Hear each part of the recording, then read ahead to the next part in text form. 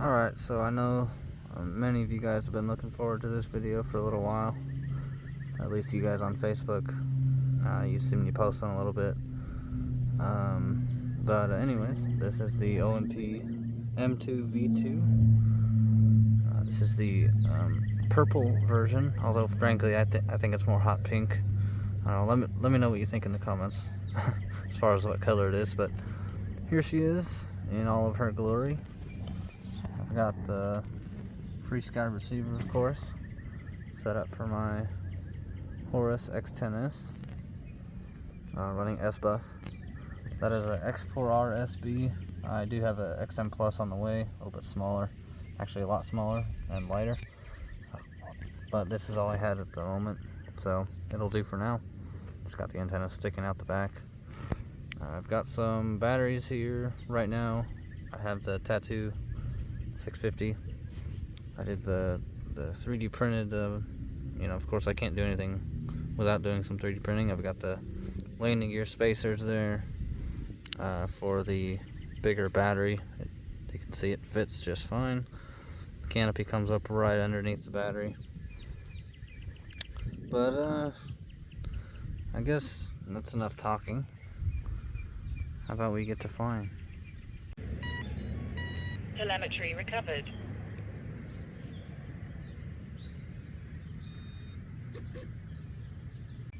Of course, this isn't the first flight. I've done a few quick test hops in the yard of my house.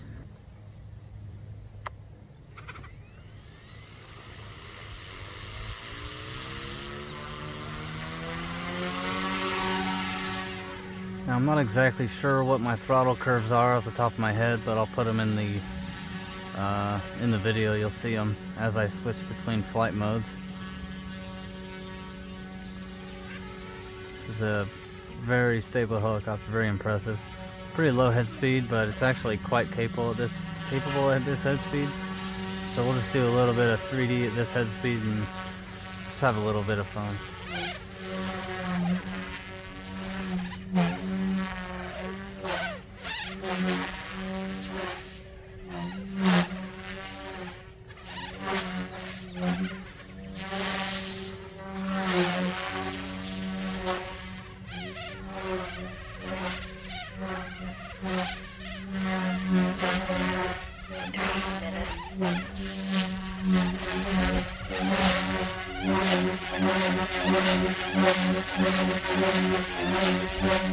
As you can see, it's not a whole lot of head speed, but it's very capable even at this relatively low speed.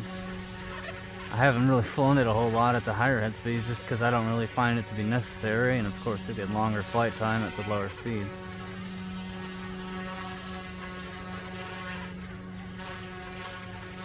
Comp is excellent. And stops are pretty decent, especially to the left. Of course, with a motor tail, you can't get very good right gyro stops. It's kind of the nature of the beast. But the left stops are obviously excellent because you get all that thrust available.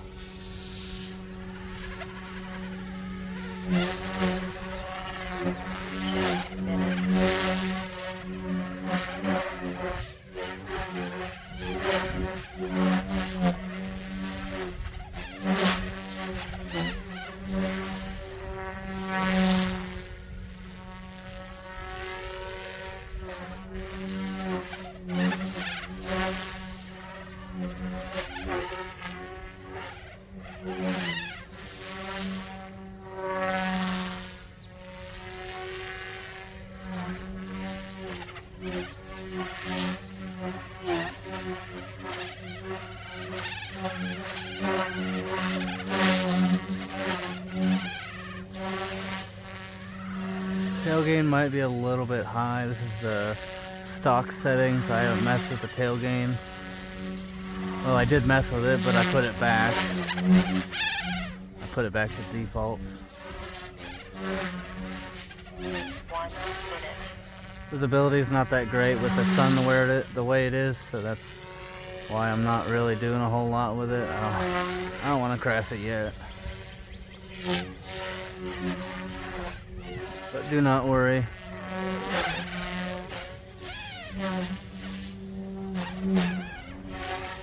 Durability tests will come eventually.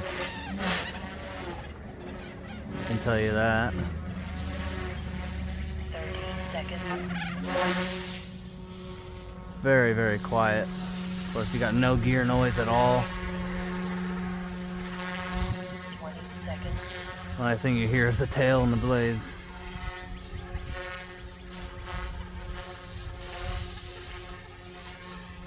10, 9, 8, 7, I have my timer set at 4 minutes, 3, 2, and that seems to be pretty good for this head speed.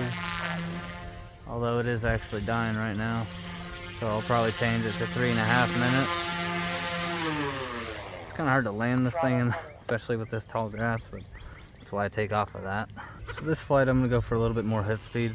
I believe idle up to set for 75%, so flight mode.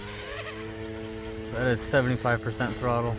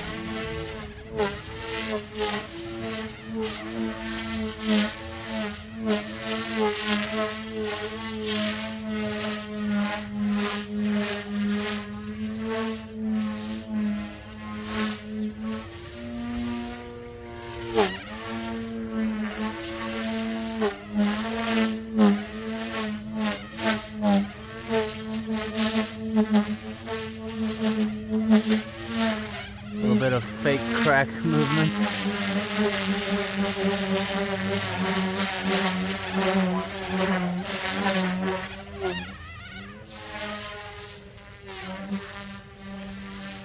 Flight mode.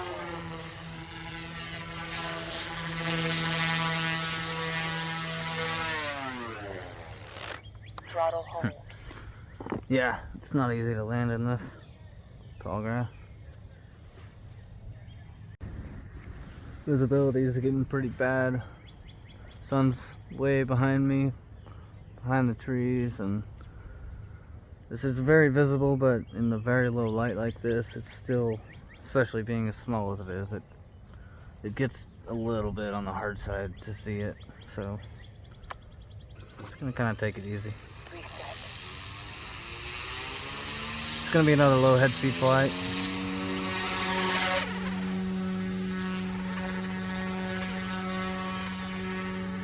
Yeah, I definitely should lower my tail gain a little bit. Probably a lot. But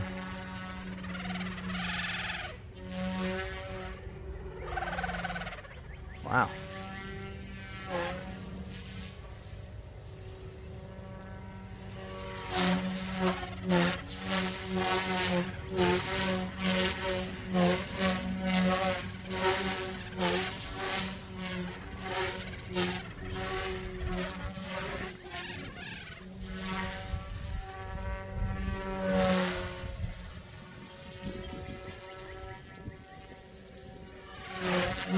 Getting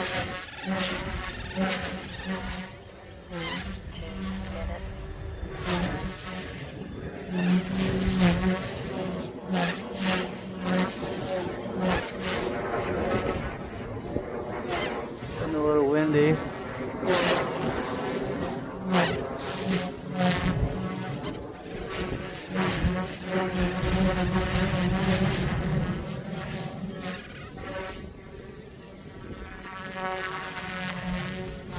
Actually quite windy. All of a sudden.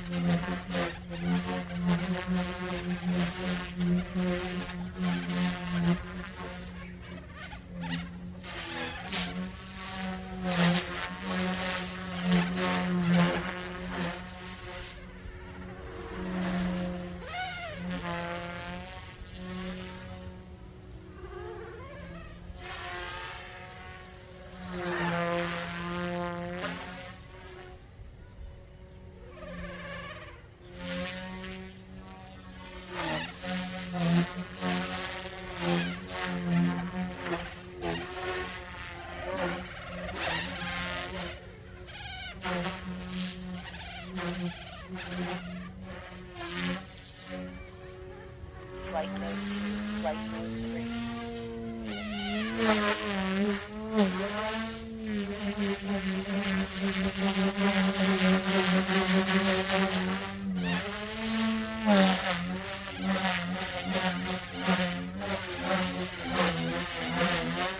mode 1.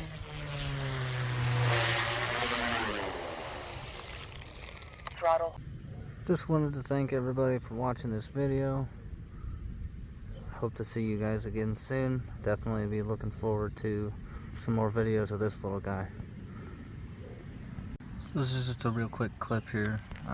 Just going over how the tuning of the fly barless works. So it's a pretty simple process.